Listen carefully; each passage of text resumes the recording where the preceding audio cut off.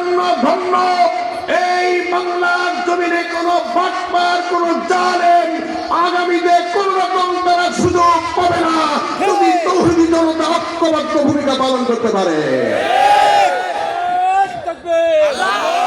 একটা প্রশ্ন করি আমি আপনাদের কাছে একটা প্রশ্ন করি। প্রশ্ন হলো, এই মাদ্রাসা কি মাদ্রাসা?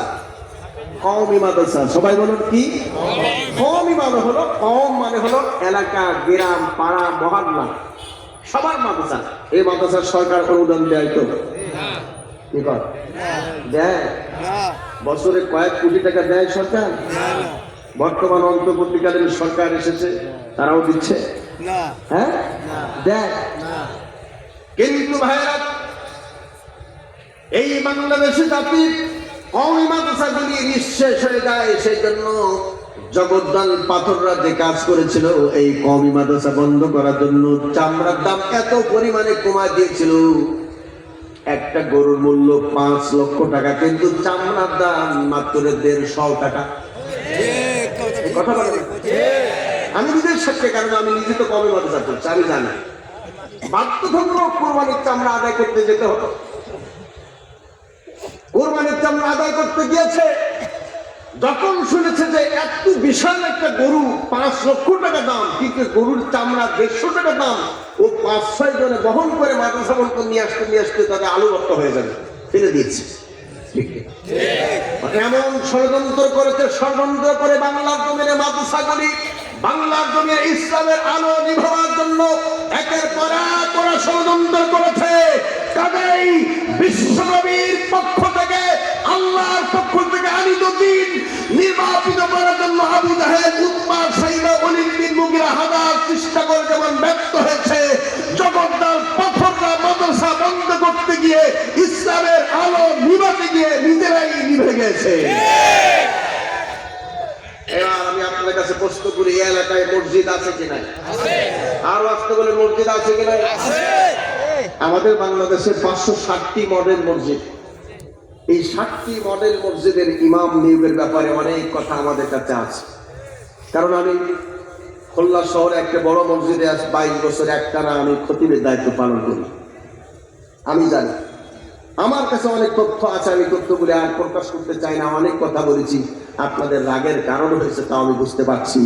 কারণ সত্য কথা হাদিসের মধ্যে এসেছে, আল হাক্কু মুররুন, হক কথা তিতা লাগে, এটা আমি জানি। তিতা লেগেছে, কিছুক্ষণের জন্য তিতাকে গ্রহণ করতে হয়। কথা বলার ঠিক কিনা?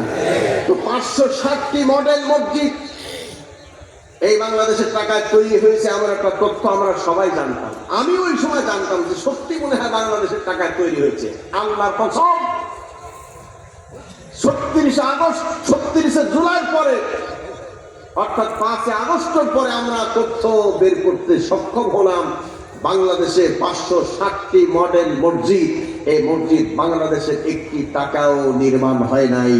সৌদি গভর্নমেন্ট 8,000 কোটি টাকা বরাদ্দ দিয়েছিলেন, সেই বরাদ্দ টাকা দিয়ে মসজিদ তৈরি হয়েছে। আহারে মুসলমান,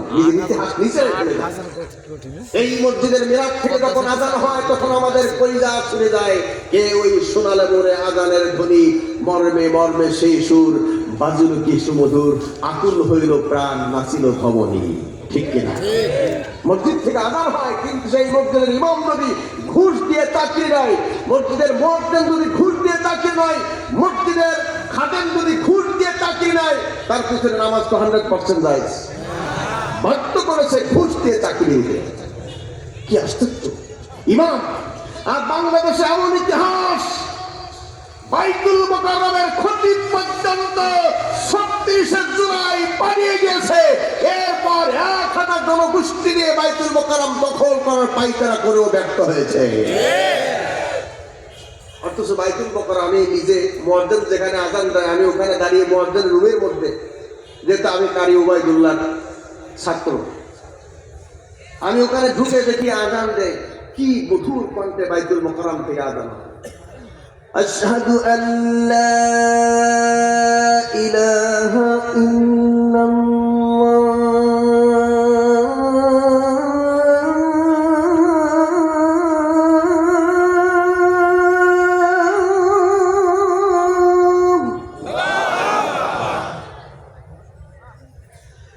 আশহাদু আল্লা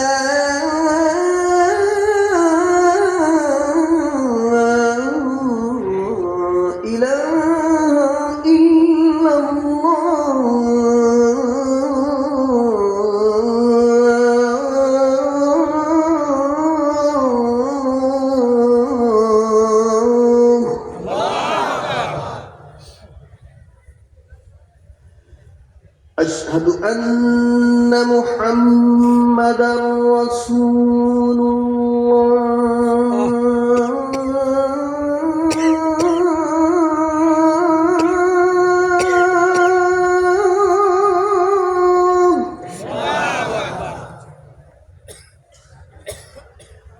أشهد أن محمدا رسول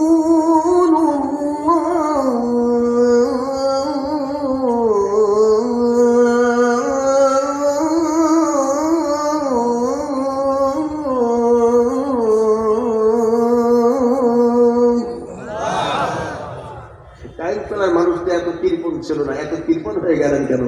জোরে তো আল্লাহু আকবার দেওয়া যায় না? এখন তো শেষে আপনার রেলগাড়ির চাকায় পাম দিলেন, বুঝলাম না ব্যাপারটা। আচ্ছা, সত্যি কি আপনারা খুশি? জোরে বললে খুশি।